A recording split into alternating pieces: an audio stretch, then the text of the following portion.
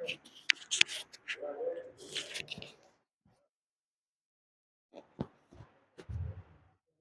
الله الرحمن الرحيم. السلام عليكم ورحمة الله وبركاته.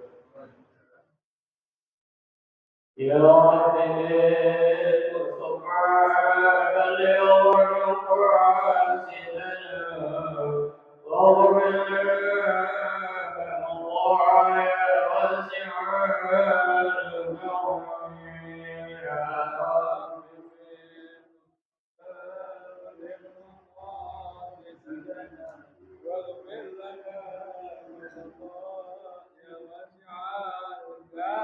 يا أرحم الخلق عالم الذنوب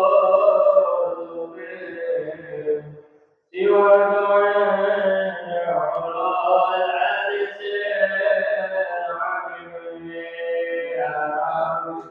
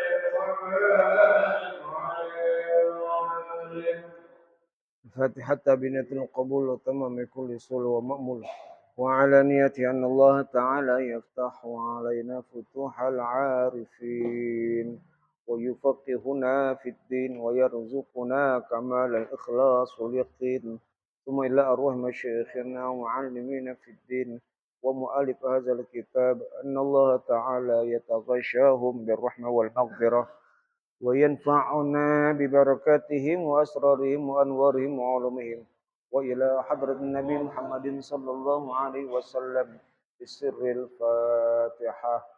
أعوذ بالله من الشيطان الرجيم. بسم الله الرحمن الرحيم. الحمد لله رب العالمين الرحمن الرحيم مالك يوم الدين. إياك نعبد وإياك نستعين اهدنا الصراط المستقيم صراط الذين أنعمت عليهم غير المغضوب عليهم ولا الضالين آمين. اللهم صل وسلم على سيدنا محمد الفاتح الخاتم لما سبق الناصر الحق بالحق والهادي إلى صراطك المستقيم وعلى آله وصحبه حق قدره ومقداره العظيم. اللهم أخرجنا من ظلمات الوهم وأكرمنا بنور الفهم وافتح علينا بمعرفة العلم وحسن أخلاقنا بالحلم وسهل لنا أبواب فضلك وانشر علينا من خزائن رحمتك يا أرحم الراحمين. رضينا بالله ربا وبالإسلام دينا وبمحمد النبي ورسولا. اللهم أنت ربي لا إله إلا أنت خلقتني وأنا عبدك وأنا على عهدك ووعدك ما استطعت أعوذ بك من شر ما صنعت أبوء لك بنعمتك علي وأبوء بذنبي فاغفر لي فإنه لا يغفر الذنوب إلا أنت. Hanya faidatun.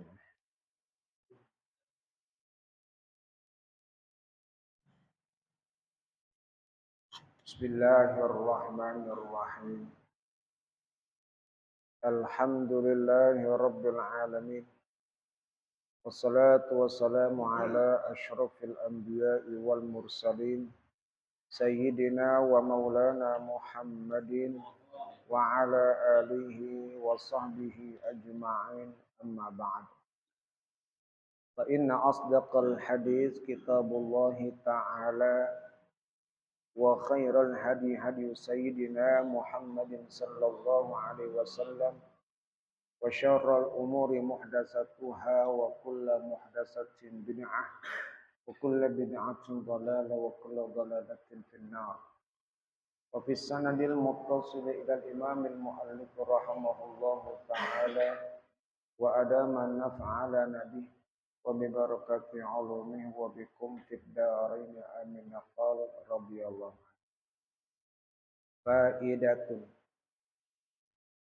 afdalul makasibi az-zira'atu summa sina'atu summa tijaratu. Usaha yang paling utama adalah az-zira'ah, bercocok tanam. Kemudian sina'ah, ya, yakni usaha dari hasil karya sendiri. Summa tijarah, dan kemudian berdagang. Itu usaha-usaha yang paling utama. Jadi kalau kita pada prinsipnya hidup ini harus ada upaya, ada ikhtiar.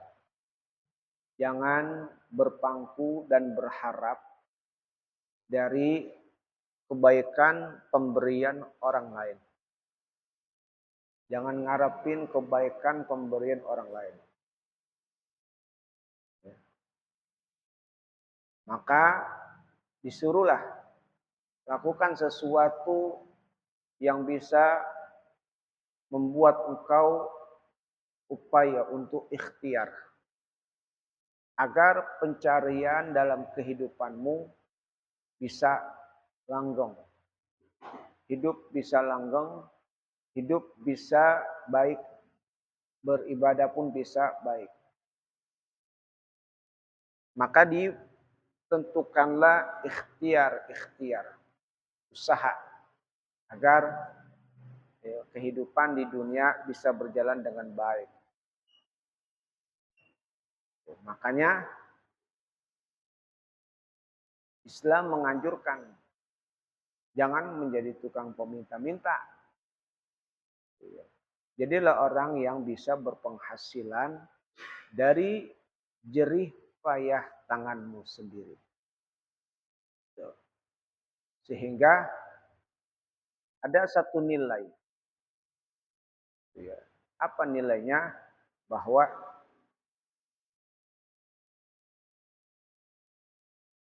seseorang yang sudah berpenghasilan dengan jerih payahnya, dia akan menjadi mulia ketika dia sudah menjadi orang yang memberi. Sehingga Nabi berkatakan, al-yadul ulia khairun min yadis sufla. Tangan yang di atas itu lebih baik daripada tangan yang di bawah. Ke arah situlah kita berharap menjadi orang-orang yang memang hidup selalu tidak bergantung kepada orang lain. Tapi hiduplah menjadi orang yang bisa membuahkan kebaikan dari diri kita sendiri. Maka salah satunya adalah berusaha. Berusaha.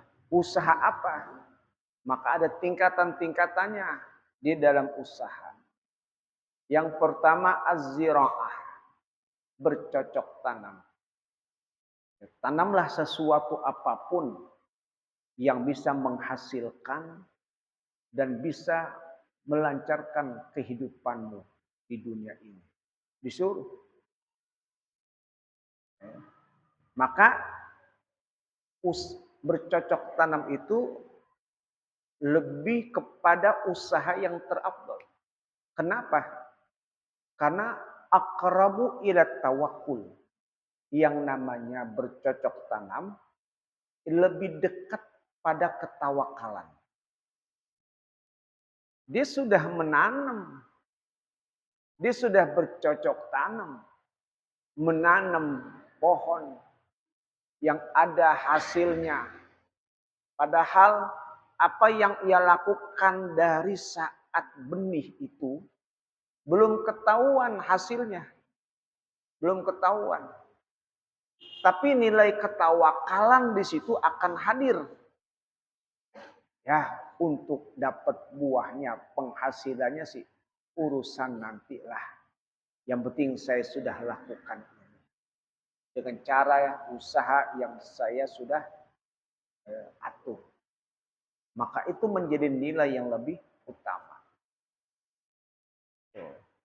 Ya, menjadi nilai yang lebih utama. Walaupun nanti hasilnya ada yang punya hasil buah bagus, ada yang jelek. Nah, itu. Belum kena hamanya. Wah, macam-macam.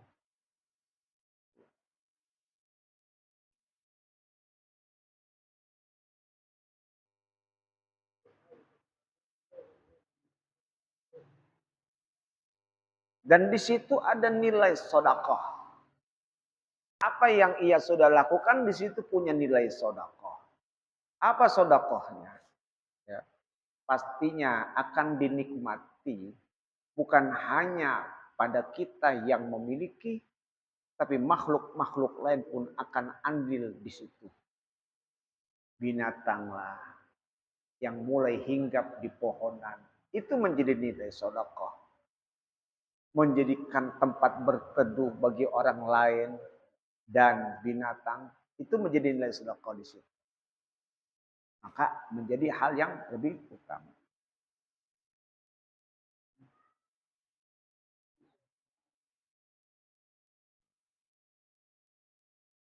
Makin lama makin berkembang. Mungkin yang namanya ziro'ah itu adalah sesuatu yang terarah pada tanaman.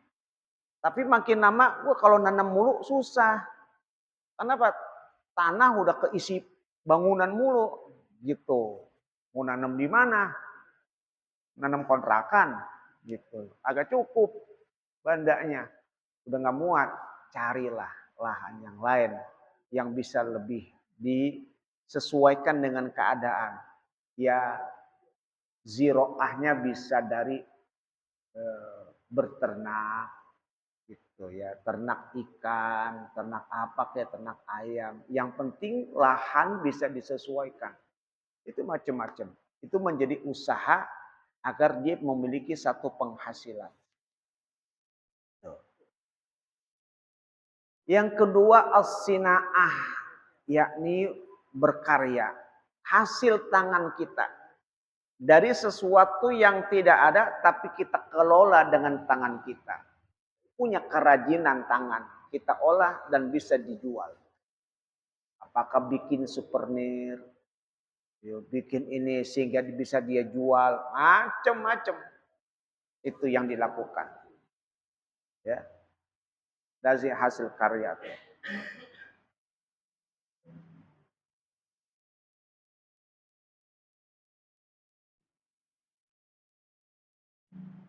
Itu menjadi nilai kedua, ma'akal ahadun ta'aman qatu khairan min an yakula min amali yadi.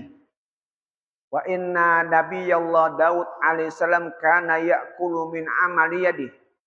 Nabi mengatakan tidaklah seseorang yang memakan makanan lebih baik daripada ia memakan dari kerjaan tangannya sendiri. Enggak ada yang lebih baik yang dia makan melainkan dari usaha tangannya sendiri. Tangannya nih berbuat. Apa yang bisa dia lakukan dengan hasil tangannya sendiri? Apakah jasa nyerpis? Tuh ya, nyerpis motor. Itu kan dari tangannya sendiri. Tuh, nyerpis motor dari tangannya sendiri. Berkarya. Wah, nih berkat dia nih. Motor aneh jadi cakep jadi ini. Tuh, tangannya sendiri. Nyerpis mobil, nyerpis TV dan lain sebagainya dari tangannya sendiri. Itu lebih baik. Wa inna nabiyallah Daud alaihissalam, dan Nabi Daud alaihissalam dia makan dari kerjaan tangannya sendiri yang ia kelola. Dia bikin itu pedang, dia bikin itu pisau dengan tangannya sendiri. Ya. Kalau kita bikin jual pisau, jual pedang, kudu digarang di api, digetok baru bisa. Nabi Daud maka gak pakai tangannya sendiri, digituin aja. Tuh, penyek itu besi. Tuh, ya. Nabi Daud. Dari situ dijual. Nah, tuh. Nah, kita mau kayak gitu. Ya. Itu mau kagak bisa, bakar dulu di api. Tuh, dari tangannya sendiri. Kita lakukan apa tuh yang bisa kita lakukan dari karya tangan kita sendiri bisa menghasilkan satu penghasilan. Apa tangan kita nih yang bisa berfungsi mendapatkan maisha kehidupan sehingga bisa menghidupkan diri kita, keluarga kita dari tangan sendiri. Nyuci motor, apa aja kerjain. Itu dari tangan kita sendiri. Ya. Itu namanya dari hasil karya kita sendiri. Tadi ziro'ah. Ya. Kita memulai sesuatu, dari situ akan timbul benih-benih penghasilan dari itu. Nah kalau ini enggak, tangan kita yang bekerja, maka dari situ ada penghasilan yang didapat. Ya, macam-macam.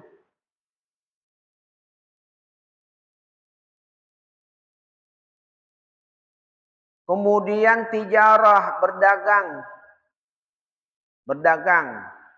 Berdagang juga tuh. Yang ketiga berdagang. Tinggal kita pilih. Wah kalau nanam mah kagak bisa. Kalau udah aku mendingan dagangnya. Silakan dagang. Dagang apa? Dagang emas. Silakan. Dagang mobil. Silakan. Modalnya kan gede. Gitu. Ya kalau mau dagangnya sesuai dengan kemampuan. Tuh. Saya punya modal, umpamanya cuman 100.000, dijual apa nih? Jual korek api. Beli itu jual korek api, jualin dah. Tuh, dari situ bisa berpenghasilan. Oke, gitu. Ya, apa aja. Tuh ya, lakukan sesuatu agar ada satu maisha kehidupan buat kita sendiri. Tuh, kita jual. Jual apa nih? Ya, yang namanya dagang pasti ada dari modal yang kita miliki, lalu kita jual sesuatu. Tuh tijarah begitu. Ada sesuatu yang kita keluarkan harta kita, kita beli dan kita jual. Dari situ ada kelebihan. Itulah yang namanya tijarah adalah taklibul mal ya, di qasdi ribhi. Tijarah itu adalah memutar balikan harta. Harta yang sudah kita keluarkan, kita beli sesuatu, kita jual lagi menarik keuntungan. Itu tijarah. Kalau tadi hasil karya sina'ah, tangan kita berbuat sehingga bisa menghasilkan satu ma'isyah. Pencaharian dari tangan kita sendiri. Dia nggak punya modal, dia nggak punya apa-apa. Cuman dari tangan dia ini bisa dia jadikan mendapatkan satu pencaharian. Walaupun cuma nunjuk-nunjuk jalan doang. No ke sono tuh, orang parkir. Jasa parkir. Nah itu juga menunjuk terus gitu, ya. Nah itu banyak usaha-usaha yang bisa dilakukan menghilangkan kita dari hal-hal yang menjadi meminta kepada orang lain.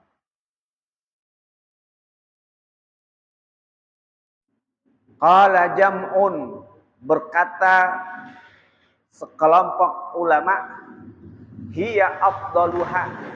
Ulama sebagian mengatakan dagang lebih afdal. Tadi urutan-urutannya ya, bercocok tanam dulu, kemudian berhasil berkarya, kemudian memproduksi sesuatu ya, lalu berdagang. Nah, sebagian ulama mengatakan dagang itu lebih utama. Dagang itu lebih utama. Ya, kenapa? Karena memang yang dilakukan oleh Nabi dan para sahabat berdagang. Ya udah, itu menjadi nilai utama. Tinggal kita kembalinya. Kita lebih cocok di mana? Apakah lebih cocok di air? Apa cocok di darat? Kita maunya yang mana? Ya, di mana kita lebih layak? Kadang saya sudah mencoba gagal lagi, coba yang lain, gagal ini. Udah, berapa kali saya coba usaha ini, saya gagal, usaha ini saya gagal.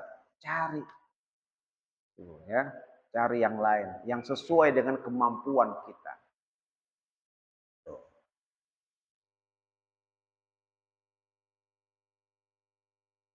Wala tahrumu muamalatu man aksaru malihi haramun.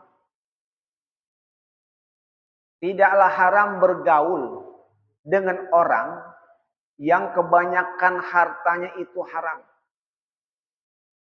Bergaul yang namanya usaha pasti ada interaksi, ada kaitan muamalah dengan orang lain. Ini namanya usaha. Bagaimana nih orang lain yang kita hadapi? Itu kalau andai kata dia ada keharaman dari hartanya itu, maka dikatakan la tahrumu muamalatu man aksaru mali haramun. Enggak haram kalau ente bergaul kepada orang yang memang orang itu banyak ada harta haramnya. Tuh, ya. Banyak harta haramnya. Artinya ada yang halal, ada yang haram di situ. Ya. Dikatakan begitu. Walal aklu minha, bahkan makannya juga enggak. Yang tidak boleh adalah jelas melek-melek itu haram, itu enggak boleh. Kalau masih ada campuran tersebut, masih berharap itu ada halalnya yang bisa didapat. Walaupun dari segi kehati-hatian Ini dalam pandangan ilmu fikih. Beda kalau dalam pandangan ilmu tasawuf, beda. Jadi pandangan ilmu fikih berbicara masalah hukum. Kalau pandangan ilmu tasawuf itu berbicara masalah abdoliyah. Tuh, ya, abdoliyah. Adabnya gimana? Kalau berbicara fikih mah haram enggak? Oh, enggak haram. Yang haram itu kalau mutlak itu yang haram. Tapi kalau yang bercampur enggak. Tapi kalau dalam pandangan ilmu tasawuf maka itu jangan. Tetap jangan kau lakukan. Tuh. Tuh ya. Maka dikatakan di sini kama sahahahu fil majmu' sebagaimana disahkan dalam kitab Majmu'. Wa ankara Nawawi qaul al-Ghazali bin Hurmati ma'a annahu tabi'ahu fi syarh Muslimin. Imam Nawawi mengingkari pernyataan Imam Ghazali yang menyatakan haram. Imam Ghazali memang ahli tasawuf. Pandangannya kalau orang bergaul dengan orang yang banyak hartanya haram, haram hukumnya. Dalam pandangan tasawuf. Lebih kehati-hatian. Tapi Imam Nawawi mengingkari, oh enggak. Karena dia berbicara masalah fikih. Gitu. Dia berbicara masalah fikih. Konteksnya tidak seperti itu. Gitu. Kalau fikih itu harus tegas. Halal mah halal, haram mah haram. Gitu. Imam Ghazali, Nawawi mengomentari, bahkan menolak pendapat Imam Ghazali yang menyatakan haram. Ma'annahu tabi'ahu fi syarh Muslim. Padahal Imam Nawawi dalam syarah Muslim mengikuti ketika dia membaca satu hadis dan diuraikan di dalam kitab syarah Muslim, Imam Nawawi menguraikan pendapat Imam Ghazali. Tapi ketika dia bicaranya dalam konteks ilmu fikih, dia harus tegas. Tuh, bahwa hukumnya tidak haram. Gitu. Yang haram kalau nyata. Al-halalul bayyin wal haramu bayyin. Yang halal itu haram. Jelas. Yang haram itu jelas. Gitu. Maka kalau halal ya halal. Kalau haram ya haram. Ketika kita bergaul dengan orang yang ada nilai halal dan haramnya, maka berbicara hukum, ya, boleh, tidak haram. Tapi kalau berbicara adab, abdoliyah, lebih baik ente menjaga. Nah, gitu. Nah, itu dari sisi pandangan ilmu tasawuf.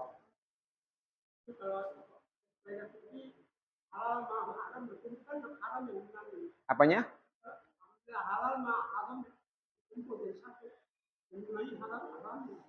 Nah, kalau konteks seperti itu, ya, kalau memang bisa dibedakan, ya, antara yang halal dan yang haram itu dibedakan. Jadi ketika konteksnya bahwa haram izat ta'aradal halal wal haram gulibal haram. Itu dalam konteks ketika dia bisa membedakan antara yang halal dan haram, lalu dari situ ambillah yang haram. Kenapa? Karena dalam pandangan hadis ini halal itu jelas, haram itu jelas, gitu. Tapi dalam konteks di mana dia itu bercampur, dia nggak bisa bedakan yang mana yang halal, yang mana yang haram. Maka dalam hal ini kembali ke hukum asal. Apa hukum asalnya? Ya, al-aslu al-ibahah. Pada dasarnya adalah sesuatu itu disebut sebagai kemubahan. Tapi ketika dia sudah, ini gimana nih? Nah udah, kalau ente merasa bahwa itu jelas ada nilai haramnya, dia udah ambil yang haram. Berarti ente ngambil keharamannya. Itu dari segi ya, usul fikih, kaidah usulnya seperti itu.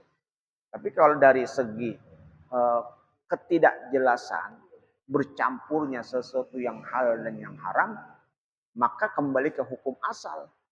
Apa hukum asalnya? Al-aslu al-ibahah. Pada prinsipnya segala sesuatu itu menjadi mubah.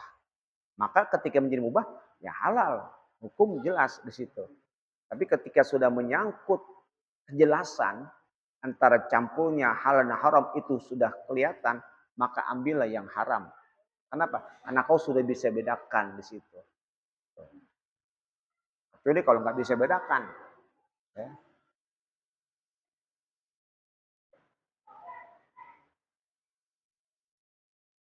Walau ammal haramul arda jazaan yasta'mila minhu ma tamassu hajatu ilai duna mazada. Nah, seandainya di bumi ini penuh dengan yang haram. Di bumi ini penuh yang haram. Jazaan yasta'mila minhu ma tamassu hajatu ilai. Boleh kau gunakan sekedar yang kau butuhkan. Boleh kau gunakan. Ikannya di daerah udah haram bulu nih, gimana nih? Udah ini nih. Boleh. Sekedar yang kau butuhkan. Duna mazada, jangan yang lebih. Kau lapar, saya butuh makan, tapi ada makanan haram, ambil. Ambil. Kenapa? Karena kau butuh makan. Gitu. Daripada ente lapar-lapar mulu, kelaparan, mendingan makan. Tapi sekedar untuk mengganjal perutmu. Jangan kau lebihkan. Itu yang nggak boleh. Nah, iya.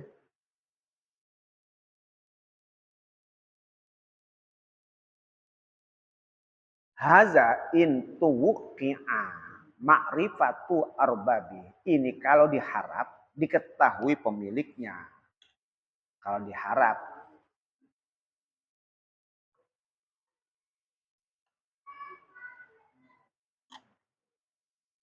Wa illa sara di baitil mal. Kalau enggak, maka kembali kepada baitul mal. Jadi kalau sekiranya pemiliknya ada, silakan.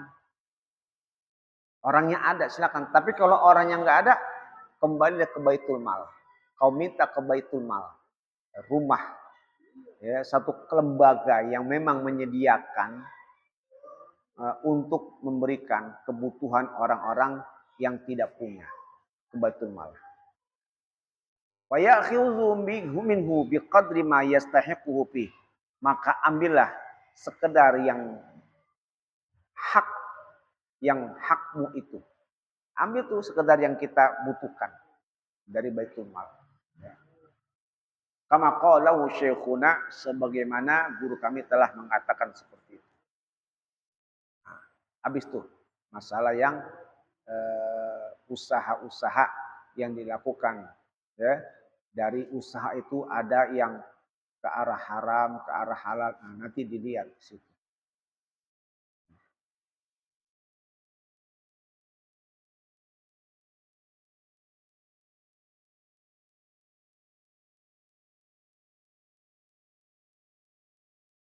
Far'un nazkuru fi ma yajibu 'ala mukallafi bin nazri. Far'un. Kami akan sebutkan di dalamnya yang wajib dilakukan oleh mukallaf untuk nazar. Sekarang masuk dalam bab masalah nazar. Wa huwa qurbatun ala ma qatadahu kalamu syaikhain. Nazar itu bagian dari ibadah. Sebagaimana dikatakan oleh syaikhain, dua imam besar. Wa alai kasiruna, dan banyak orang yang berpendapat mengenai nazar itu bagian daripada ibadah. Jadi nazar itu ibadah. Bal balagha ba'dhum, bahkan sebagian mereka ada yang mengharuskan, membangetkan. Faqala dalla ala nadbihi alkitab was sunnah wal ijma' wal qiyas. Maka dari situ kitab Quran, sunnah, ijma', qiyas telah menunjukkan atas kesunahannya untuk bernazar. Nazar bisa jadi nilai sunnah, karena itu dipandang sebagai ibadah. Waqila makruhun linahyi anhu. Dikatakan hukumnya makruh, karena nggak boleh kita nazar begitu. Wa hamalal aksaruna an-nahya ala nazril lajjaji. Namun kebanyakan ulama melarang, memaksudkan larangan nazar tersebut atas nazar lajjaj. Nah, yang dimaksud di sini adalah larangan nazar lajjaj. Lajjaj itu nazar menggantungkan ibadah dengan sesuatu. Jadi ibadahnya tergantung bagaimana yang ia gantungkan. Dia mah kagak pernah puasa, cuman dinazarin. Kalau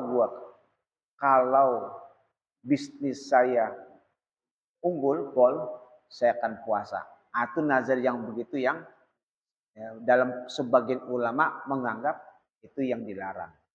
Bahkan bisa makruh kalau cuman tujuannya ke situ. Nah, tapi itu sebagian. Ada sebagian yang melarang, ada sebagian tidak apa-apa nazar seperti itu. Fa inau ta'liqu qurbatin bi fi'li syai'in au tarkihi, yaitu nazar menggantungkan ibadah dengan melakukan sesuatu atau meninggalkannya. Jadi ibadahnya ada ketergantungan. Tumben lu sholat gitu ya. Tumben lu sholat jamaah gitu. Gua habis menang tender. Tuh ya. Gua udah nazarin.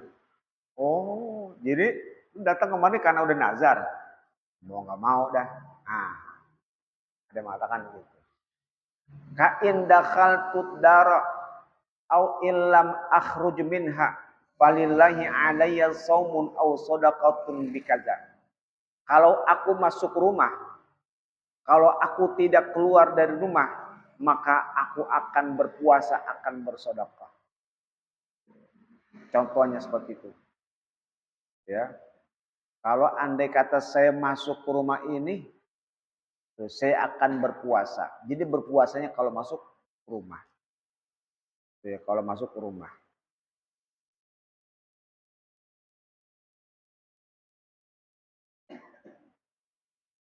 Jadi begitu. Ada lagi bilang, kalau Habib Muhammad dulu bilang, dia pengen ngerokok, mau berhenti merokok susah banget. Tapi dia nazarin, kalau saya puasa, kalau saya ngerokok, saya akan sedekah 50.000. Udah ketika mau ngerokok lupa, waduh kena nazar. Sedekah lagi 50.000. Begitu lagi, kena lagi. Kayak gitu.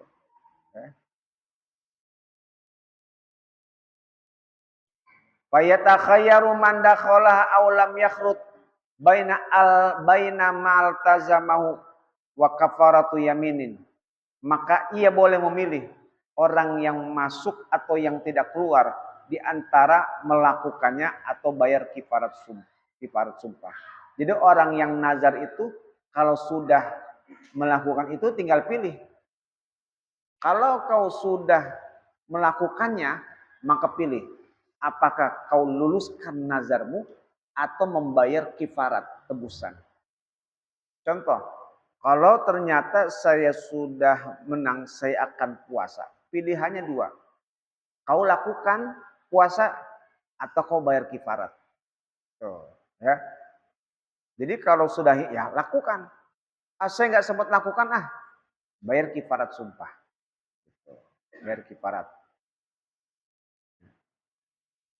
Puasa 3 hari. Tuh, ya, kalau kifaratnya. Lah nombok dong, puasa cuma sehari jadi 3 hari. Ya makanya, ya, kalau ente nggak laksanakan, ente kena bayar kifarat sumpah.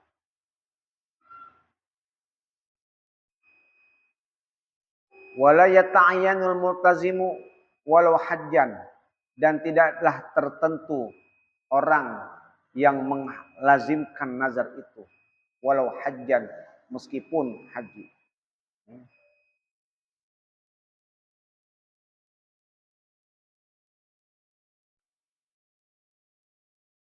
Wal far'u man daraja tahta aslin kulliyin.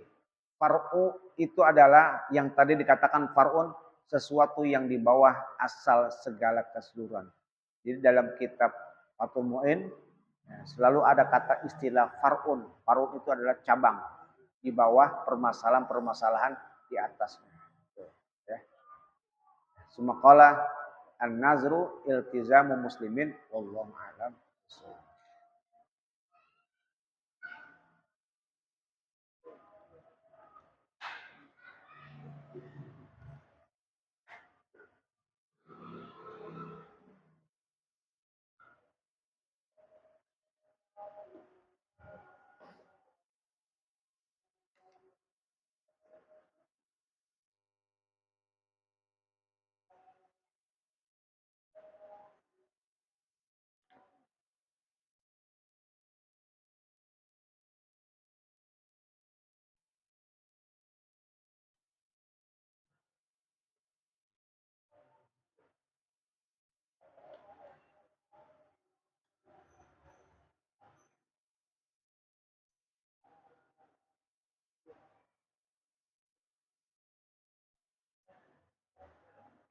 Sekarang bacaannya qultu ya. Qultu ya Rasulullah.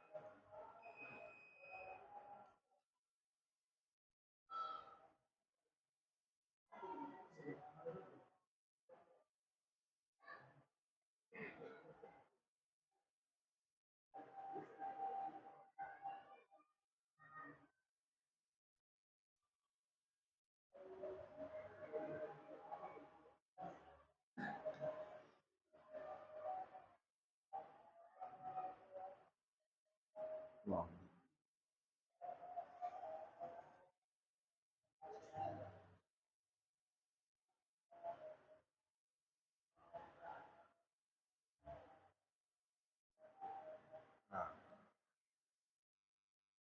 Bismillahirrahmanirrahim. Qultu ya Rasulullah, fama kanat suhufu Musa alaihissalam.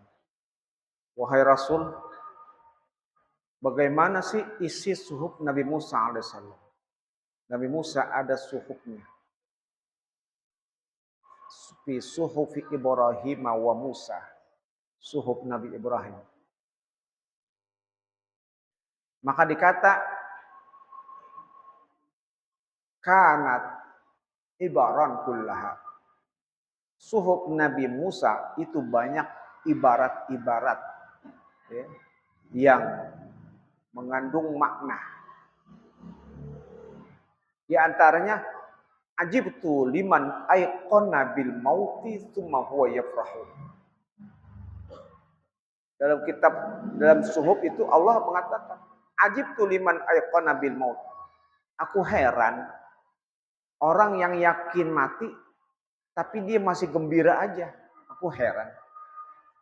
Dia yakin mati tapi masih gembira aja. Aku heran. Ya. Harusnya ketika dia hadapi kematian, maka kegembiraan akan sirna. Ketika dihadapi kematian, kegembiraan itu akan sirna. Jangankan orang yang dirinya akan mengalami kematian. Orang yang terdekatnya saja itu akan terasa bagaimana sedihnya. Bapaknya mau sakit, nangisnya minta ampun, Pak, itu tuh teriaknya. Ibunya ini nangis, kesedihan ada. Bukan satu kegembiraan, oleh bapak gua mati tare. Ya. Enggak seperti itu yang diungkapkan. Tapi yang diungkapkan adalah kesedihan.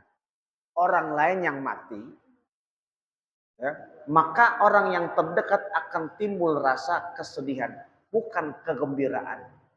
Mau mati aja belum mati, atau orang lain sudah mati, di orang lain itu akan hadir kesedihan. Artinya bahwa kematian itu adalah bukan sesuatu yang diarahkan dengan kegembiraan.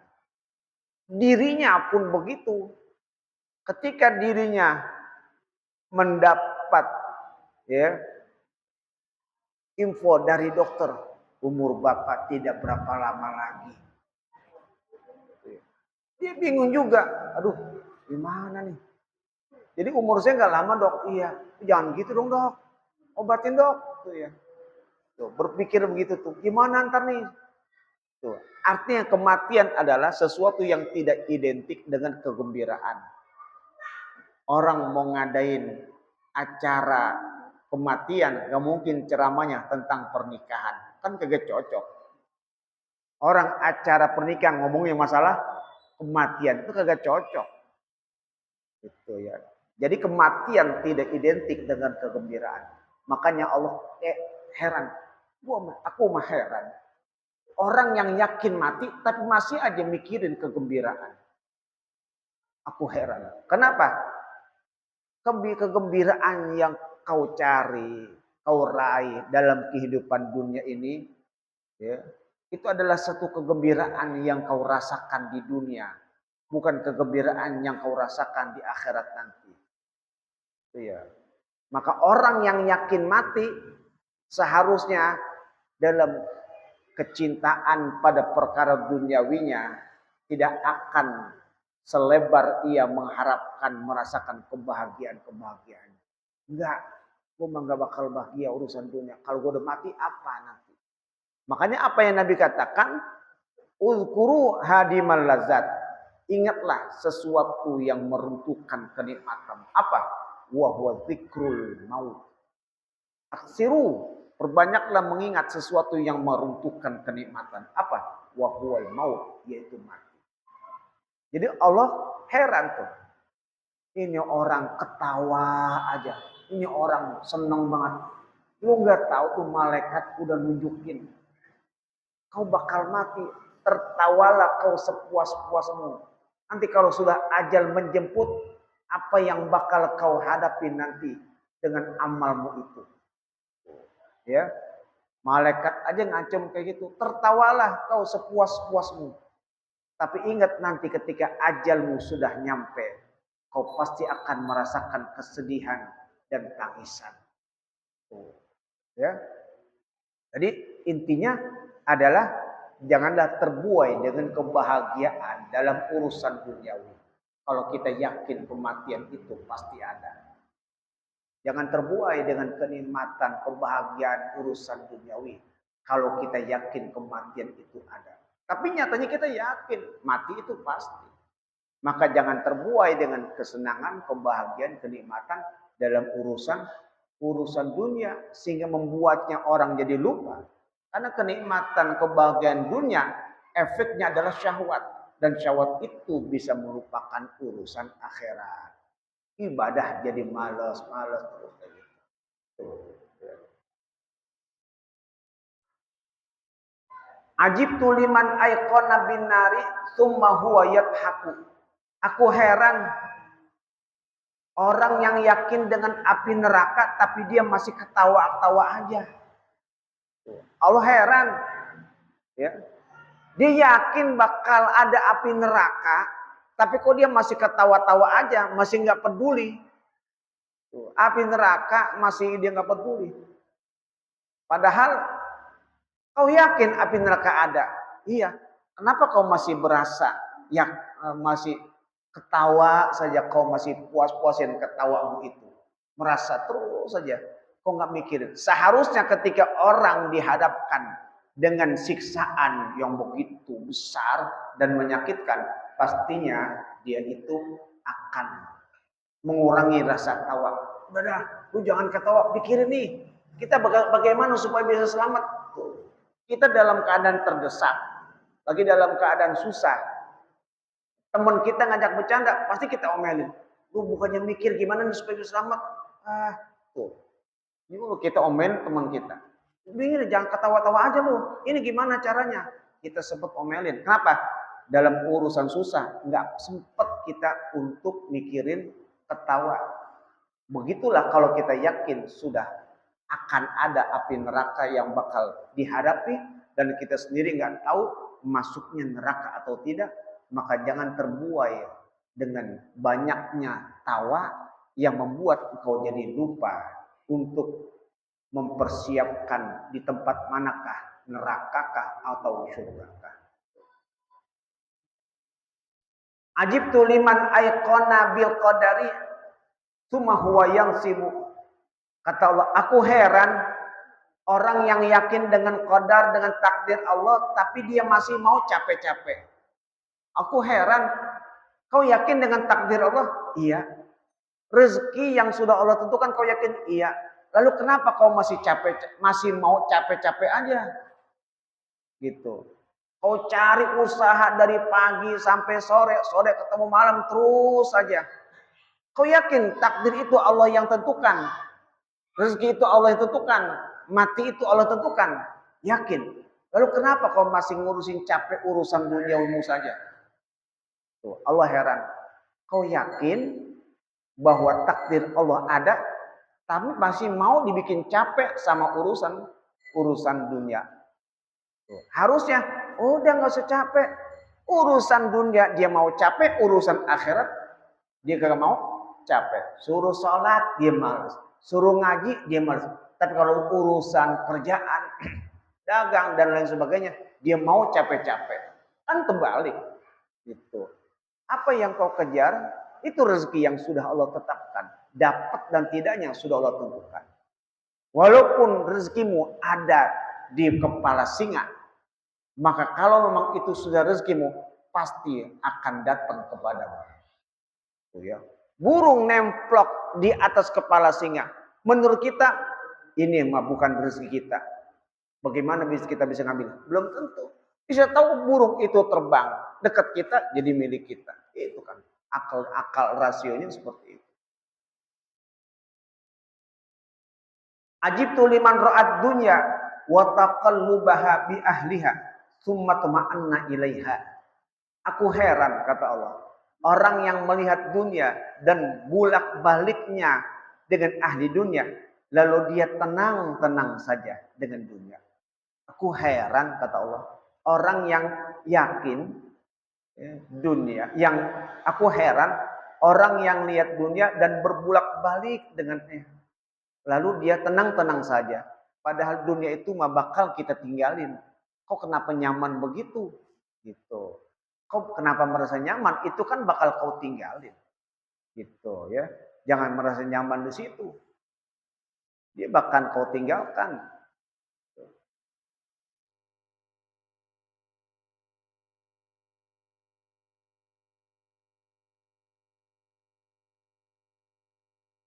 Ajibtu liman ayqana bil hisabi ghadan tsumma huwa la ya'malu. Kata Allah, aku heran orang yang yakin dengan hisab di esok hari, lalu dia nggak mau beramal. Kata Allah, aku mah heran orang tahu yakin nanti amalnya bakal dihisab, Perbuatannya bakal dihisab. Tapi kok dia malas beramal, malas beribadah.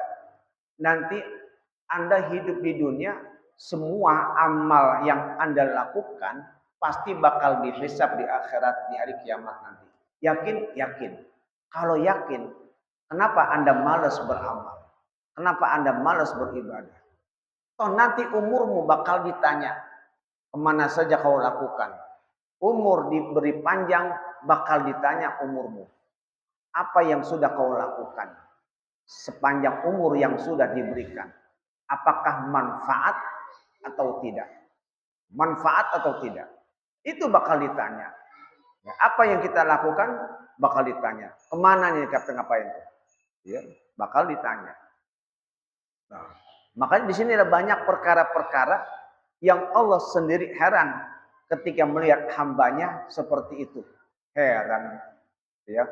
Dia yakin mati tapi dia masih ngarepin senang di dunia. Heran, dia yakin api neraka tapi dia masih ketawa-tawa aja. Heran, dia yakin dengan takdir Allah tapi dia masih mau capek melawan takdir Allah. Heran, orang yang lihat dunia tapi dia masih tenang-tenang aja di situ. Padahal tuh dunia bakal dia tinggalkan kagak lama. Heran, orang yang yakin dengan hisab, nanti amal perbuatannya bakal dihisab besok hari itu nanti, tapi kok dia males ibadah. Tuh, males ibadah. Harusnya kalau dia tahu bakal dihisab, dia pasti bakal melakukan segala sesuatu. Contohnya, kalau kita tahu bakal ada sidang, pasti kita bakal persiapkan dulu. Apa yang mesti saya persiapkan untuk besok nanti? Saya bakal ditanya. Jawabnya gimana nih? Itu yang kita siapin. Tuh ya. Jawabnya, kita udah mikirin tuh. Gimana ya jawabnya? Gimana ya jawabnya? Jadi punya urusan di warga, nanti bakal dipanggil namanya aparat semuanya. Kita mikirin gimana yang ntar ya? Masih mikirin. Nah, anehnya kata Allah, ini orang tahu hisab tapi malas ibadah. Aneh nih orang. Ya. Jadi itulah ibarat-ibarat yang terkandung di dalam kitab Husub Suhub Nabi Musa alaihissalam. Cuma qala qultu ya Rasulullah ausini wallahu a'lam bissawab.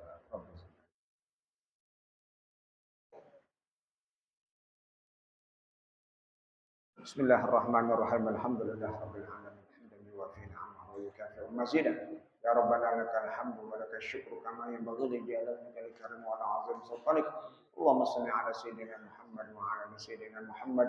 Allahumma anfa'na bima 'allamtana wa 'allimna ma yanfa'una wa 'allimna ma jahilna wa zakkirna ma nasina wa zidna 'ilman nafi'a. Walhamdulillah ala kulli hal. Na'udzu bika min ahwal arhamar rahimin. وصلى الله على سيدنا محمد وعلى اله وصحبه وسلم الحمد لله رب العالمين.